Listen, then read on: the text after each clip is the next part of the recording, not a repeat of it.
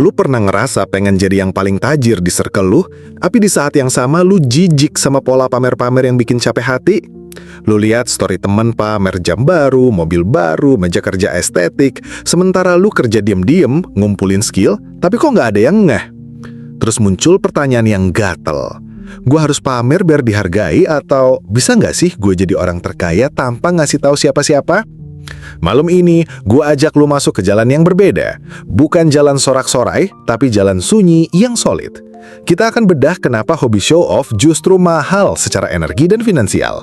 Gimana LOA bisa ngebentuk identitas kaya tapi senyap. Serta langkah-langkah praktis biar rekening, aset, dan ketenangan lu tumbuh tanpa panggung. Pegangan, tujuan kita bukan bikin orang lain kagum, tapi bikin diri lu merdeka. Dan percaya deh, yang tenang itu magnetnya lebih kuat daripada yang berisik. Siap? Sore itu, gue duduk di kafe kecil, laptop kebuka, ngerjain proposal yang udah lama gue tunda. Di meja sebelah ada rombongan yang berisik. Bahas harga sneaker, DP mobil, rencana liburan. Tiap kalimat diselipin angka, seolah semua sedang ikut audisi si paling. HP gue bunyi, notifikasi masuk. Transfer kecil dari klien lama yang repeat order.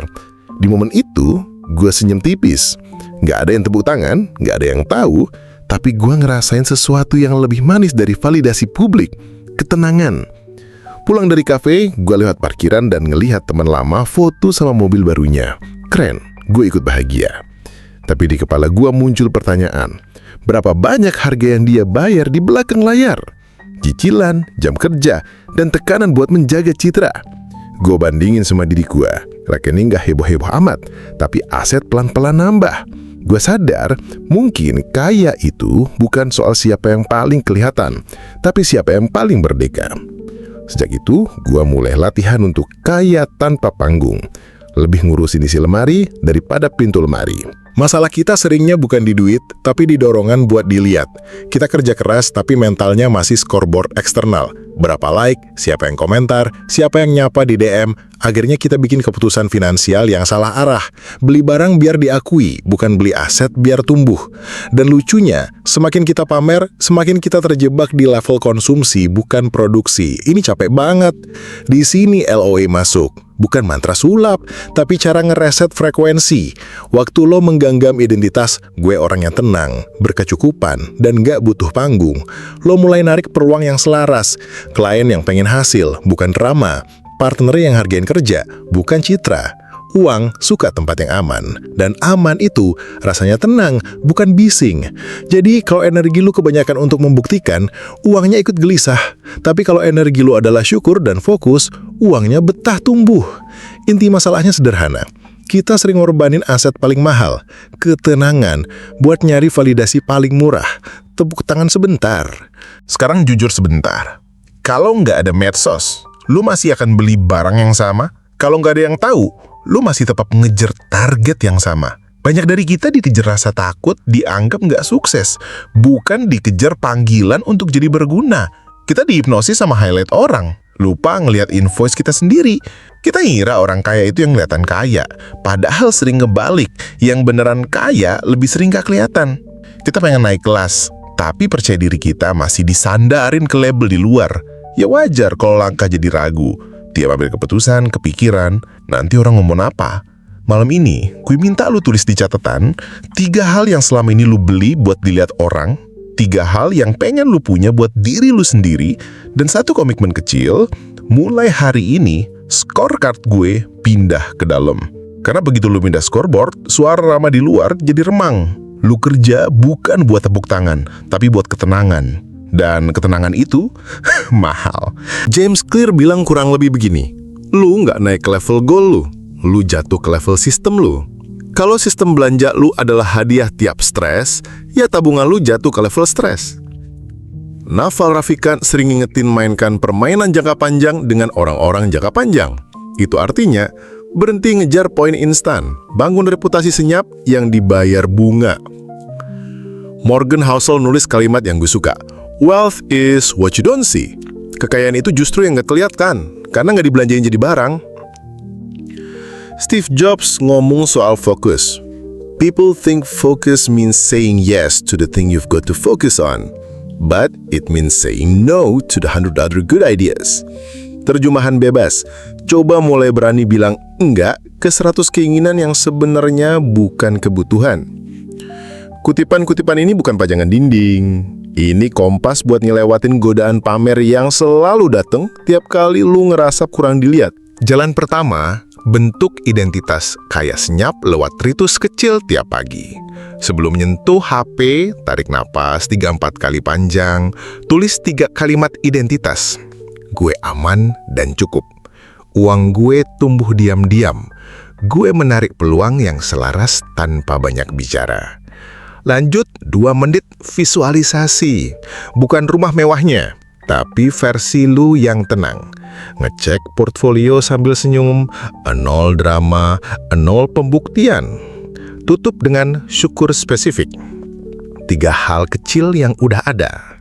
Ini bukan ngibul, ini cara ngasih komando ke otak. Cari bukti ke arah tenang. Sepanjang hari, pas hasrat pamer muncul, bisikin mantra pendek. Karya dulu, cerita belakangan. Malamnya, catat 3 kebetulan baik sekecil apapun. DM klien, ide jernih, diskon tak terduga. Ini melatih radar lu untuk melihat kelimpahan. LOA bekerja paling kuat ketika identitas, emosi, dan langkah lu satu garis. Jalan kedua, bikin sistem uang sunyi. Bagi aliran duit ke 3 ember. 1. Safety, dana darurat 6 kali pengeluaran biar hati anteng. 2. Growth, aset yang compounding, usaha, skill yang bisa diprodukkan, investasi yang lu pahami. Bikin auto transfer tiap tanggal gajian. 3. Joy, porsi kecil buat nikmatin hidup, tapi tanpa cicilan gaya hidup. Pasang aturan 48 jam. Kalau mau beli barang di atas nominal tertentu, tahan 2 hari. Seringnya, hasrat itu lewat. Di sisi kerja, pilih 1 skill leverage, copywriting, otomasi, desain, data, AI, yang bikin 1 jam lu bernilai 10 kali. Target harian simple. 1 output publik, thread, shorts email, 5 reach art berkualitas, 90 menit deep work. Ukur mingguan di dashboard sederhana. Ingat, orang terkaya di circle lu biasanya yang paling konsisten, bukan yang paling ribut. Jalan ketiga, upgrade lingkungan dan etika main. Masuk ke komunitas yang ngebahas karya dan angka beneran, bukan pamer. Makin jarang lu berada di ruangan yang berlomba-lomba terlihat kaya, makin gampang lu fokus jadi beneran kaya. Jalankan No Boss Challenge 90 hari. Nggak upload pembelian baru, nggak sindir-sindir angka, nggak kode keras. Yang boleh dipamerin cuma proses dan manfaat. Ganti look rich habit dengan get rich habit. Baca 20 menit, nulis 20 menit, bikin 1 eksperimen pemasukan tiap minggu. Latih diri untuk bilang enggak ke ajakan yang nggak sejalan dengan jalur panjang lu. Etika ini bikin uang nyaman tinggal sama lu, karena lu nggak paksa dia kerja untuk citra, dia kerja untuk makna. Dengerin ini baik-baik. Jadi orang terkaya di circle lo bukan cuma soal angka di rekening. Itu soal siapa yang paling bebas milih apa yang mau dikerjain hari ini. Pamer itu murah, tenang itu mahal. Yang berisik gampang naik trending, tapi yang senyap gampang naik level.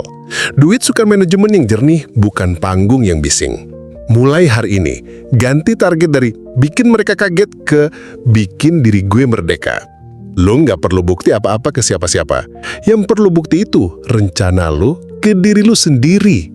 Dan bukti terbaik adalah kebiasaan yang nggak putus.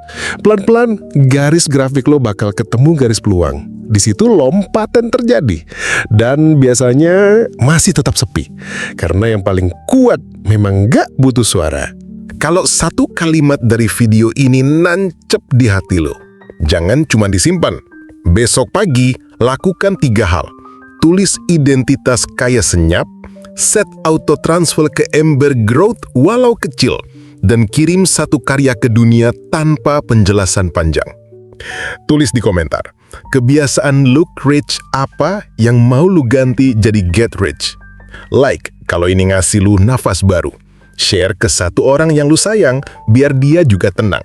Subscribe kalau lu pengen diingetin tiap minggu bahwa ada jalan yang lebih jernih. Bukan jalan pintas, bukan jalan buntu. Ini jalan ketiga. Jaga energi, jaga niat, dan biar semesta ngatur sisanya.